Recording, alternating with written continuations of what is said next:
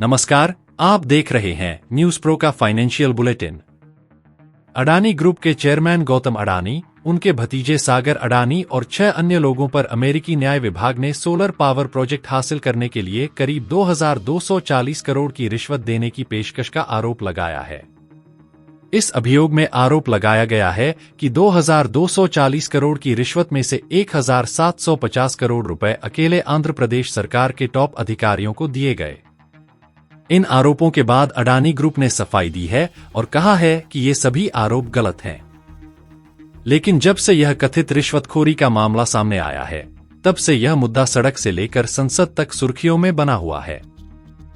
संसद में विपक्षी दलों के नेता अडानी मामले को लेकर लगातार सरकार पर हमलावर हैं और जांच की मांग कर रहे हैं।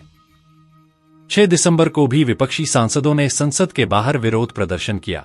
अडानी से जुड़ा एक और बड़ा खुलासा हुआ है।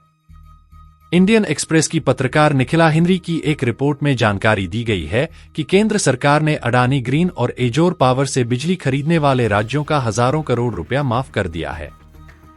रिपोर्ट के अनुसार केंद्रीय ऊर्जा मंत्रालय ने अडानी ग्रीन और एजोर पावर से बिजली खरीदने वाले राज्यों के लिए ट्रांसमिशन चार्ज माफ कर दिए हैं।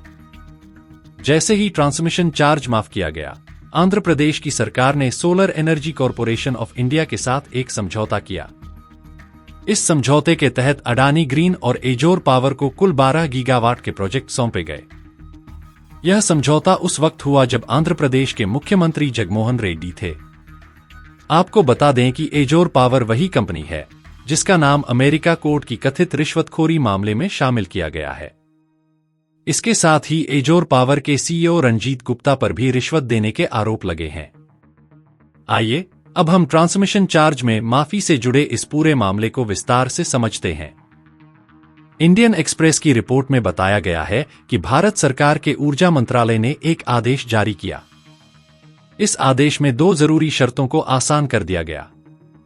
ये 2 शर्तें थीं, पहला यह कि परियोजना चालू हो जाए और दूसरी शर्त थी कि इस प्रोजेक्ट से मिलने वाली बिजली राज्य के रिन्यूएबल पावर ऑब्लिगेशन यानी कि आरपीओ के दायरे में हो। आरपीओ के तहत राज्यों को अपनी कुल बिजली जरूरत का एक निश्चित हिस्सा रिन्यूएबल एनर्जी यानी कि सोलर या फिर विंड जैसी एनर्जी के सोर्स से खरीदना होता है। बिजनेस स्टैंडर्ड की रिपोर्ट बताती है कि पयोला केशव, जो अब आंध्र प्रदेश के मौजूदा वित्त मंत्री हैं और 2021 में विपक्ष में थे, उन्होंने विद्युत अधिनियम 2003 के उल्लंघन का हवाला देते हुए इस परियोजना पर आपत्ति जताई थी। उन्होंने परियोजना से बिजली की लागत को लेकर भी इसका विरोध किया था। इस मामले पर उनकी एक जनहित याचिका यानी पीआईएल कोर्ट में भी है। बहरहाल आपके लिए आज के बुलेटिन में इतना ही। आपको कैसी लगी जानकारी हमें जरूर बताएं कमेंट बॉक्स में। अगले एपिसोड तक अपना ख्याल रखें। देखते रहिए न्यूज प्रो। शुक्रिया।